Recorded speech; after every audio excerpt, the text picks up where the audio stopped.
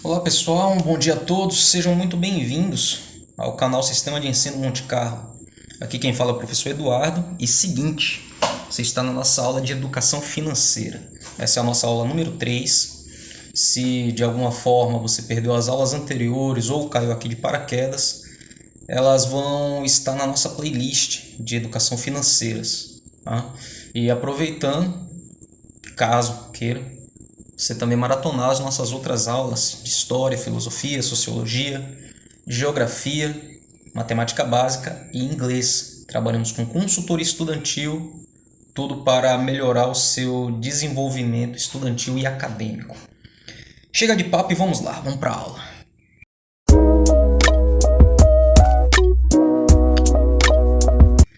Hoje o nosso tema é eliminando dívidas. Tá? Nós continuamos aqui como base o nosso casal fictício, o personagem que nós criamos aqui para montar as nossas aulas, que é o Eduardo e a Mônica. Na nossa primeira aula, nós ensinamos como realizar objetivos a curto prazo, como alavancar as economias. E hoje o Eduardo e a Mônica vão nos ensinar a como eliminar dívidas, dívidas com crediário, dívidas com cartão de crédito, dívida com credores de modo geral, né? Então, a principal regra, e seria a mais óbvia, é a seguinte: se eu não tenho dinheiro, então eu não compro, tá? E tudo que você for adquirir, que seja adquirido à vista, certo? Porque dessa forma você vai estar se livrando de compras compulsivas, de compras desnecessárias e vai estar se livrando também de estar pagando juros, tá? Porque as compras a prazo, elas têm juros embutidos que na maioria das vezes elas chegam a mais do dobro do produto, tá? No cartão, apesar de algumas campanhas mostrarem lá que a compra no cartão é parcelado sem juros, mas o próprio cartão ele tem juros, né? Ele tem taxas de manutenção, taxa de anuidade e, em caso de atraso, né, os juros do próprio cartão, que são de certa forma abusivos. É abusivo e não sei se a palavra certa seria desonesto, mas não seria justa, porque como até aqui nós estamos nos baseando muito em poupança, a poupança ela lhe dá um percentual de juro de 0,5% ao mês. E o cartão de crédito, ele ultrapassa 14% de juro ao mês, tá? Por exemplo, você tem lá uma fatura e essa fatura, caso você atrase, ela tem um juro rotativo de 12%, uma multa de 2% e uma moratória de 1%. Então vamos lá, vamos aqui para a nossa calculadora para entendermos melhor. Você tem lá uma fatura de R$ 200, né? E em algum momento você atrasou essa fatura, então de juros para a manutenção do crédito rotativo são 12%. Tá? E aí sua dívida de fatura vai para R$ 224, mais 2% de multa por atraso, com mais 1% de moratória. Isso está tudo já como acumulativo. Então, a sua fatura por atraso, ela já subiu aí para R$ 230,76. Então, o grande problema do cartão de crédito, na verdade, além das taxas de manutenção e anuidade, é o atraso. Crediário, no caso dos crediários, eles seguem as regras de juros da casa, tá? Da loja que está te propondo aquele crediário. Vamos voltar aqui para a nossa calculadora. Se vamos supor que você vai comprar uma televisão que à vista ela custa R$ 1.500, certo? Então o crediário da loja está te oferecendo essa mesma televisão a 26 vezes de R$ 200, de R$ 199. Ó. Eles nunca colocam um preço cheio mesmo. Então são 12 vezes, são 26 vezes de 189. Então essa televisão, no fim das contas, ela vai te custar R$ 5.174. Tá? Qual é a lógica aqui do crediário? O crediário é para pegar pessoas com baixo esclarecimento, com baixo poder aquisitivo, porque ela vai fazer essa compra compulsiva. Na verdade, ela nem precisaria dessa televisão ou precisaria por causa de entretenimento, onde ela custava inicialmente R$ 1.500 no crediário, porque como um assalariado, como uma diarista, R$ 200 no seu orçamento é algo que ela entende que pode pagar, só que no fim das contas ela não faz o cálculo e acaba pagando o valor de quase 3 televisões, certo? Então, crediário chega a ser pior do que o cartão de crédito. Tá? Então, justifica-se aí a nossa regrinha. Se não tenho dinheiro, não compro. E se propor a comprar tudo à vista. Aí vem agora a estratégia de quitação de dívidas, certo? Você já não compra, já quer se livrar das dívidas, você quer aplicar tudo o que a nossa aula propõe, que é economia, poupança, para melhorar sua qualidade de vida. Então agora nós vamos para a estratégia de quitação de dívidas. O primeiro e o que seria o mais óbvio de todos é não fazer novas dívidas. Essa é a primeira regra. Você já tem dívida, você está querendo eliminar as dívidas que você já tem. Então, para que isso não vire uma bola de neve, você não faz novas dívidas. Segundo, guardar 20% do salário em conta poupança. Porque a conta poupança, mesmo que pouco, mas ela rende alguma coisa. E no final, você vai ter poder aquisitivo para aplicar na estratégia. No final, você vai entender mais ou menos o que é que eu estou tentando explicar. E a última, atender as ligações quando te ligarem cobrando. As pessoas caem no erro de não atender as ligações.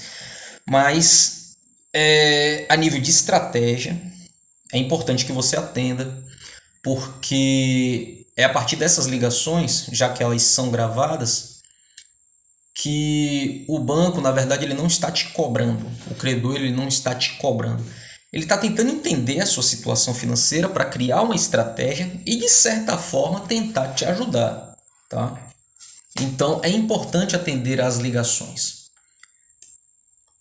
Eu vou utilizar para exemplificar isso aqui um exemplo que aconteceu comigo, né? Na época da graduação, quando eu estava na faculdade, primeiro que eu só poderia ter me formado se eu tivesse cartão de crédito, já que na época eu não tinha dinheiro em espécie, eu não tinha fundos, né? Então eu me baseei muito em cartão de crédito. Então eu tinha um cartão de crédito com um limite de R$ 3.800, tá? Então eu utilizava o limite do cartão para poder pagar a matrícula, para poder pagar as mensalidades, para pagar com material. Então eu acabava fazendo parcelamentos de dívidas, utilizando sempre o crédito rotativo para ter aquela salvaguarda, para poder não trancar, não precisar trancar a faculdade.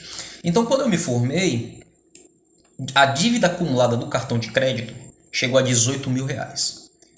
Vai fazendo essa conta aqui. Eu tinha um cartão de crédito no limite de 3.800 e no fim da minha graduação, esse cartão em dívida acumulada chegou a 18.000, tá?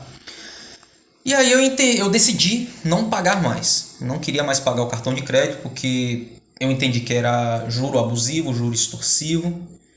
E aí passei a aplicar isso daqui. Não fazer novas dívidas e pegar 20% do meu salário e colocar numa conta poupança. E sempre que o banco me ligava, eu atendia as ligações. atendia as ligações, e ali isso ali fazia tudo parte de uma estratégia, da construção de um cenário. O banco falava de lá, me lembrando que eu tinha dívida, e eu de cá dizendo que não estava em condições, não tinha saúde financeira suficiente para quitar aquela dívida daquela forma que estava sendo proposta. Eles me faziam propostas de parcelamento de dívida, onde essa dívida ela ia se acumulando, o juro ele ia aumentando. E nisso eu estava ganhando tempo. Estava ganhando tempo guardando esse dinheiro em poupança, até que eu cheguei num montante de R$ 4.000. E aí foi quando eu comecei a dar as cartas do jogo. Sempre que me ligavam, as ligações elas continuam, né? E eles ameaçando, olha, infelizmente a gente vai ter que negativar o seu nome vai descer pro SPC, pro Serasa. Eu sim, não tenho o que fazer, né? Eu não tenho como pagar essa dívida, e infelizmente eu vou ficar negativado. E como eu já estou comprando à vista mesmo, observe que é um cenário, né? Ele dizendo de lá, eu falando de cá. E o banco, ele não é idiota.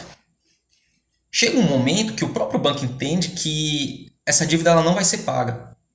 E querendo ou não, seu nome descendo para o SPC é até uma vantagem para a pessoa, porque aí a dívida vai caducar, você não vai pagar a dívida, e daqui a 5 anos você está positivado de novo para voltar a fazer mais dívidas, né? Essa é a lógica do sistema de crédito. Mas, como essas ligações elas são gravadas, as instituições financeiras elas têm seus psicólogos, né, para entender o que é que está acontecendo. E aí começam as propostas, né? E nesses diálogos eu dizia, olha, esses juros são extorsivos, eu me recuso a pagar, porque inicialmente meu cartão de crédito ele tinha um limite de 3.800 e essa dívida aí, àquela altura já tinha passado de 20 mil, né?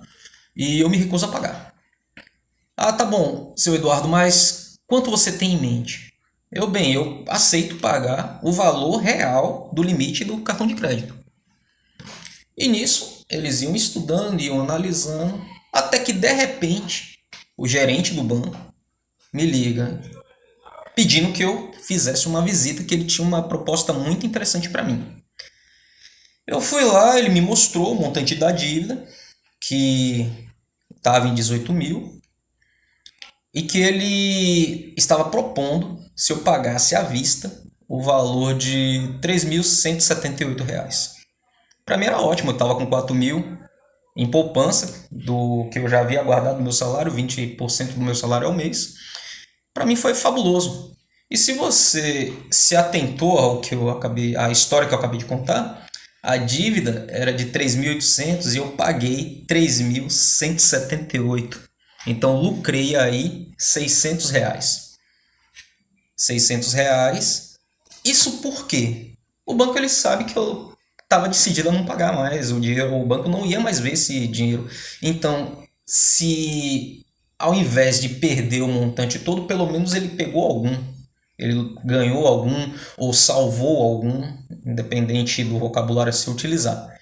Então, observe que a estratégia da poupança, a estratégia da organização, a estratégia da prevenção te dá a oportunidade de ter voz ativa em algumas situações, tá? Isso por quê? Porque eu me preparei, eu me planejei, eu me organizei e aí consegui driblar essa situação, tá?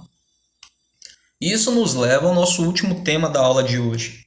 Como eliminar o cartão de crédito? Primeiro, fazer lastro.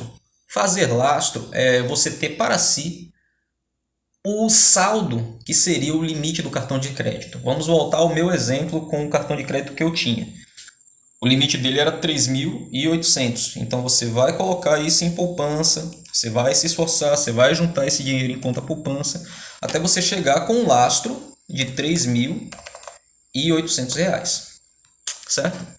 E aí quando você vai ligar para a financeira do cartão, olha, eu quero cancelar meu cartão, tal, eles vão te encher de propostas e repropostas e você está ali decidido que vai eliminar cartão de crédito. Você tem aquele dinheiro que vai lhe servir de autocrédito, você vai ser o seu próprio credor. Qual é a estratégia aqui? Todo mês você vai colocar nessa conta poupança, depois que você juntou essa grana, você vai colocar 1%. 1% de 3.800 são R$ 38. certo? E detalhe, disciplina aqui é a chave. Porque se você tivesse que pagar uma fatura do cartão com todos os juros, com todas as moratórias, com todos os adicionais, você não teria que pagar. Então, para de se procrastinar, certo? Seja disciplinado, porque senão você nunca vai ter nada na vida, certo? Então, você fez esse lastro, você vai se comprometer com você mesmo de todos os meses colocar R$ 38, tá? Vamos a um exemplo aqui. Vamos supor que você vai querer comprar uma televisão de R$ 1.500, né? Ao momento que esse vídeo vai ao ar, é o que custa uma televisão base, né? Vai depender da época, ela já vai estar maior, então, e pega isso aqui como um exemplo. Então você tem lá 3.838, onde você vai subtrair dali 1.500, né? Você pagou à vista. Lembrando que à vista tem desconto, tá? Então não perde a oportunidade também de ganhar um desconto. Então você tirou da sua conta R$ 1.500, tá? E você vai devolver esse dinheiro para sua poupança. Da mesma forma que uma financeira de cartão de crédito faria com você. Pega esses 1.500, divide em 12 vezes. Aí você vai ficar lá com parcelas de R$ 125 e vai colocar lá os R$ 38 de 1% de manutenção do seu crédito, certo? Então, todos os meses você vai colocar ali ao longo de 12 meses, você vai devolver para a sua conta de lastro R$ 163. R$ 163 vezes 12, R$ 1.956. Entende o que foi que aconteceu aqui? Você tirou da sua conta R$ 1.500. Você conseguiu ao longo de 12 meses guardar R$ 456, que você estaria pagando muito mais do que isso para uma financeira de cartão de crédito, tá? Então, o que as nossas aulas estão te mostrando é que é possível, com disciplina, com dedicação, você com um pouco conseguir fazer economias e melhorar assim sua qualidade de vida. E não passar a vida inteira endividado, sustentando banco, sustentando financeira, sustentando cartão de crédito, e você sem conseguir evoluir na vida, parecendo um carro parado num atoleiro, que acelera, gasta combustível e não sai do lugar, tá? Então, pessoal, essa foi a nossa videoaula de hoje. Espero que tenha sido rica e instrutiva para todos vocês. Compartilhe os nossos conteúdos, deixe seu like, seus comentários. Fiquem todos bem e até uma próxima!